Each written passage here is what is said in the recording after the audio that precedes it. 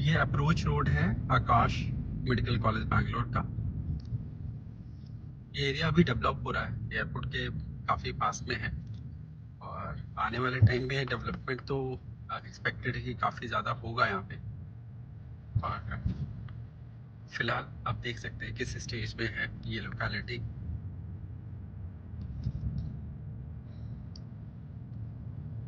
और हमारे ये लेफ्ट साइड पे जो आप देख रहे हैं ये कैंपस अब स्टार्ट हो रहा है आकाश मेडिकल कॉलेज बैंगलोर का।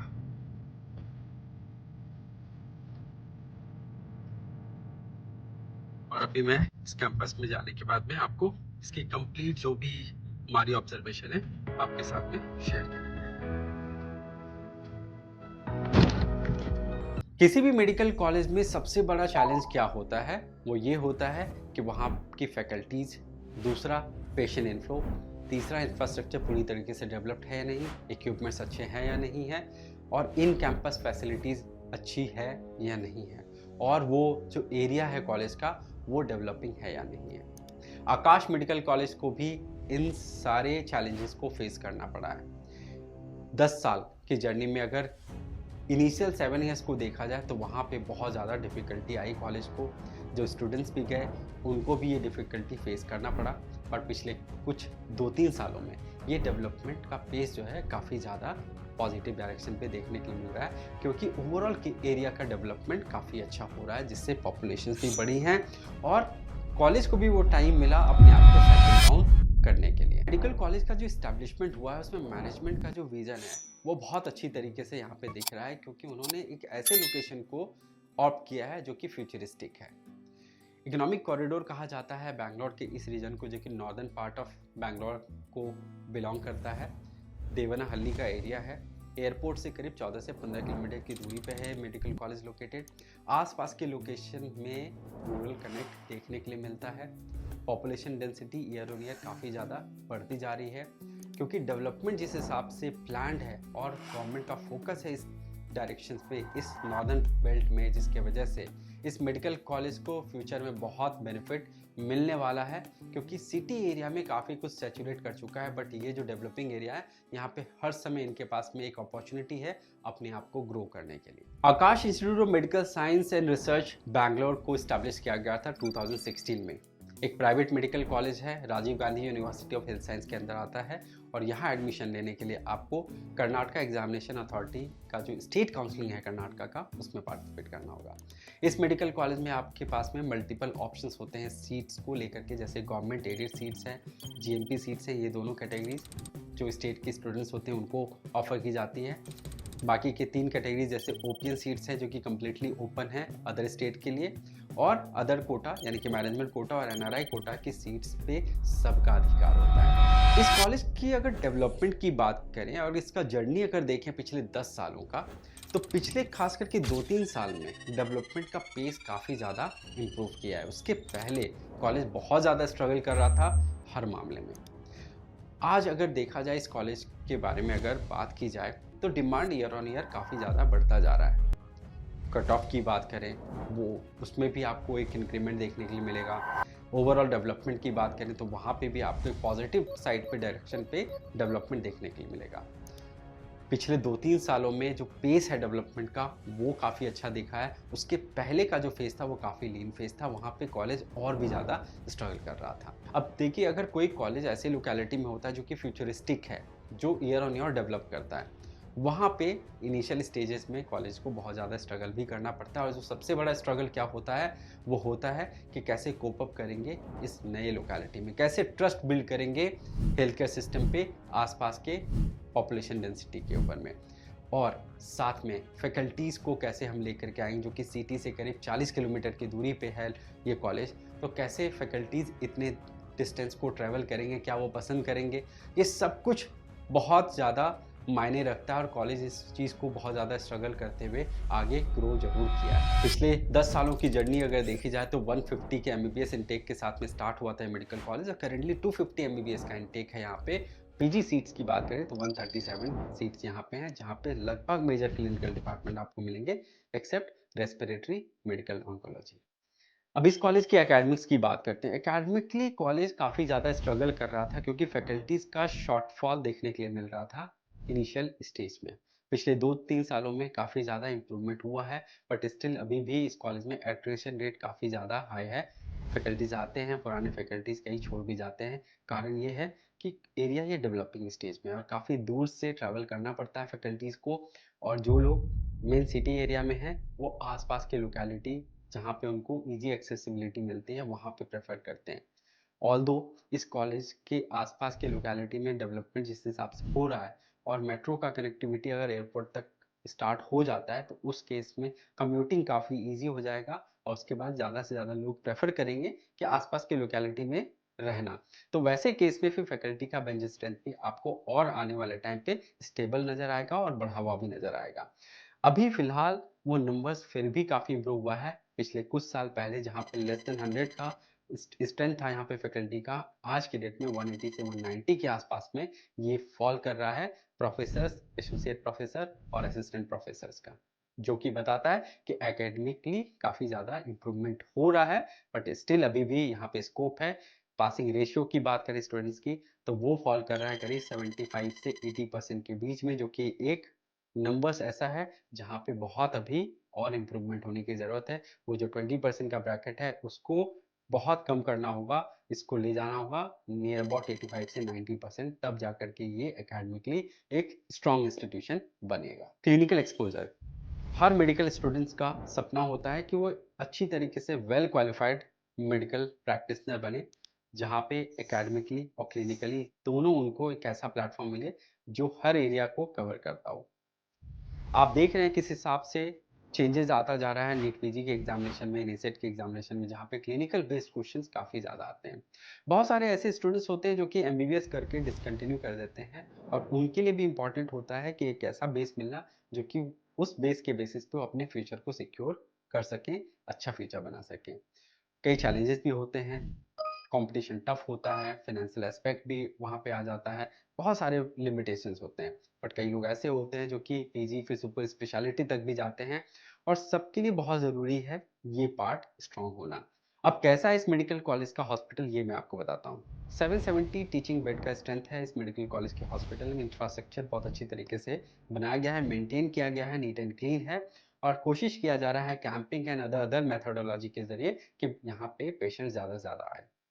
पिछले कुछ सालों में ये नंबर्स में भी यहाँ पे इंक्रीमेंट देखने को मिला, जहाँ पे एक टाइम था 200-250 पेशेंट्स आते थे, आज के डेट में 400 से 500 का भी एक नंबर आप यहाँ पे एक्सपेक्ट कर सकते हैं। एवरेज है, किसी ऐसा दिन भी होता है जहाँ पे नंबर ये काफ़ी ज़्यादा बढ़ जाता है, कुछ दिन ऐसा भी होता है जहाँ पे काफ़ी डेड सा भी एटमॉस्फेयर होता है। बट ये नंबर जो है वो इम्प्रूवमेंट का एक साइन दिखा रहा है।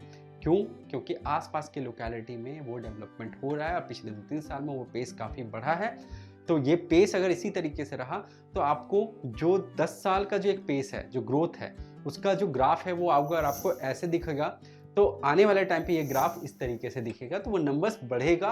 तो 2 से 3 साल में आप यहाँ पे 800 से 900 का भी पेशेंट का इन्फ्लो देख सकते हैं। ऑक्यूपेंसी रेट करंटली 40-45% से ज़्यादा का नहीं है कुछ डिपार्टमेंट में, और भी ये बहुत लोअर साइड पे, जैसे ऑर्थोपेडिक्स में आपको यहाँ पे और भी वीकर, ऑप्थेल्मोलॉजी में काफ़ी वीक आपको दिखेगा। तो ये यहाँ पे बहुत अभी एक एरिया है जो कि कंसर्न का है, जहाँ पे काफ़ी और मेहनत करने की ज़रूरत है।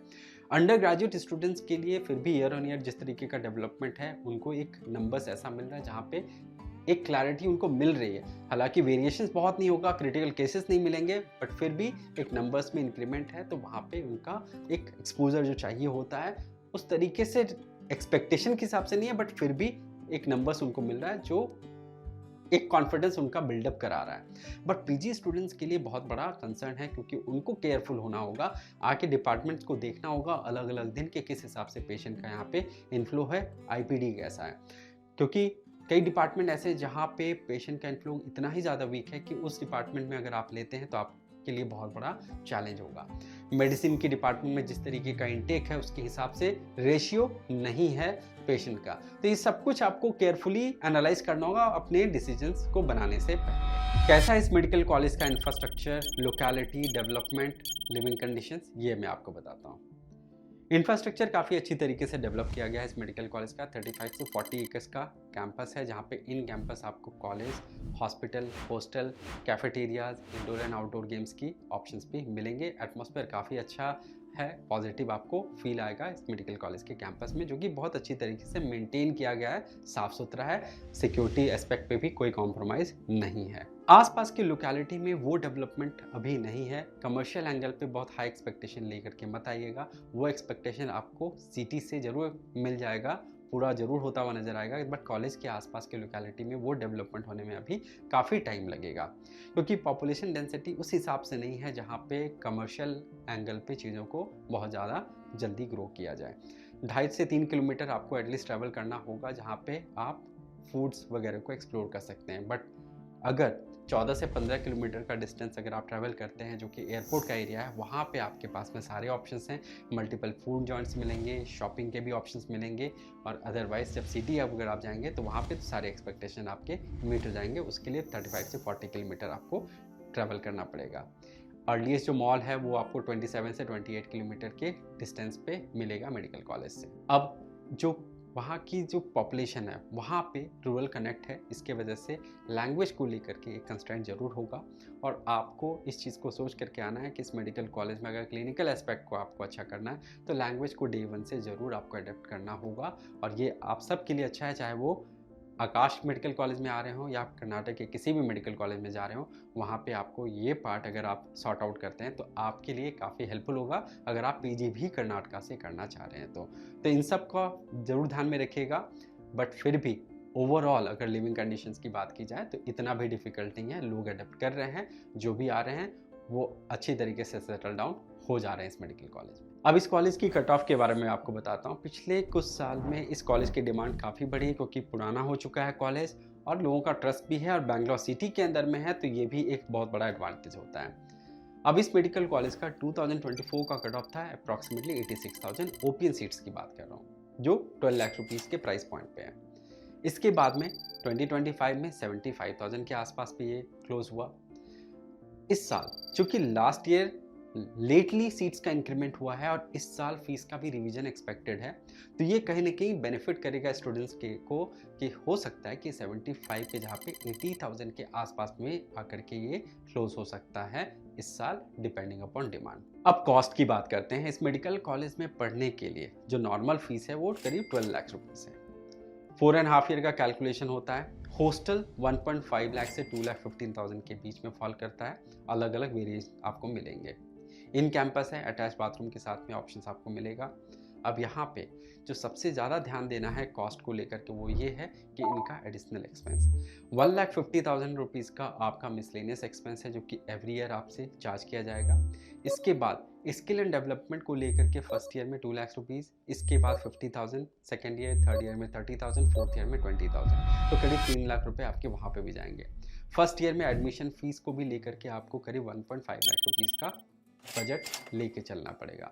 ऑल टुगेदर इन सबको अगर आप कैलकुलेट करते हैं तो करीब 70 लाख रुपए का यहाँ पे बजट आपका फॉल करेगा एमबीबीएस करने के लिए 2026 में, अगर फीस का रिवीजन नहीं हुआ तो। अगर होता है तो 6 to 7% का अगर हम कैलकुलेशन लेते हैं इंक्रीमेंट का, तो उस केस में आपका ये बजट 73 से 74 लाख रुपीज़ के आसपास में फॉल कर सकते। समराइज करते हैं इस मेडिकल कॉलेज को। आकाश मेडिकल कॉलेज करंटली एक डेवलपिंग स्टेज में है, जहाँ पे बहुत स्कोप है, अपॉर्चुनिटीज़ है अपने आप को ग्रो करने का और प्रूव करने का। आने वाले टाइम में 5 से 6 साल में कॉलेज बहुत अच्छी तरीके से शेप अप जरूर करेगा। फ्यूचर ब्राइट है इस मेडिकल कॉलेज का, बट उसके लिए अभी मैनेजमेंट को बहुत मेहनत करने की ज़रूरत है। एकेडमिकली इम्प्रूवमेंट देखा गया है, फैकल्टीज़ का स्ट्रेंथ भी बढ़ा है। क्लिनिकल एक्सपोजर पे क्वेश्चन अभी भी है, क्योंकि जो वॉक-इन्स हैं वो बहुत ओवरवेलमिंग नंबर्स में नहीं है, क्योंकि एमबीबीएस के स्टूडेंट्स ही 250 हैं यहाँ पे, पीजी में 137 है, कलेक्टिवली 400 स्टूडेंट्स तो एक बैच के हैं। बाकी केएस को भी अगर ऐड कर दें तो स्टूडेंट्स और पेशेंट का जो रेशियो है वो काफ़ी वीक है, और यहाँ पे इम्प्रूवमेंट किस हिसाब से आगे फ्यूचर में होता है ये वक्त बताएगा। और उम्मीद करते हैं कि जिस हिसाब से पिछले 2-3 साल में डेवलपमेंट हुआ है, तो यहाँ पे बहुत रैपिड डेवलपमेंट आगे ज़रूर देखने के लिए मिलेगा। 70 से 75 लाख रुपए का बजट है इस मेडिकल कॉलेज में। हायर कट ऑफ ज़रूर यहाँ पे रहेगा, और उस कट ऑफ रैंक पे आपको ऑलवेज देखना चाहिए कि क्या आपको कोई सेटल कॉलेज मिल रहा है मे भी हो सकता है थोड़ा एक्स्ट्रा इन्वेस्टमेंट करना पड़े, या फिर सिटी से कहीं और दूसरे सिटीज़ की तरफ में जाना पड़ेगा, जहाँ पे टायर 2 टायर 3 सिटीज़ में अगर जाएंगे तो बेहतर ऑप्शन मिल सकता है। उन सबको एक्सप्लोर करके चलिएगा। फिर भी उसके बाद में अगर फ्यूचर को देख करके चलेंगे तो ये कॉलेज आप उस कंडीशन पे ऑप्ट कर सकते हैं, बट बैकअप ऑप्शन ज़रूर लेके चलिएगा। बेहतर हमेशा कोशिश करिए। जैसे जेएसएस मैसूर और केएमसी मैंगलोर के बीच में केएमसी मैंगलोर ऑप्ट किया जाता है, बट उसका मतलब ये नहीं होता है कि जेएसएस मैसूर खराब कॉलेज है। तो कॉलेज का सिलेक्शन बस सही तरीके से होना चाहिए। आगे जुड़े रहिए हमारे साथ इसी तरीके से, और भी कॉलेजेस की रिव्यूज़ आप तक हम लेकर के आएंगे और आपके डिसीजन मेकिंग को आसान बनाएंगे। Thank you and wish you all the best.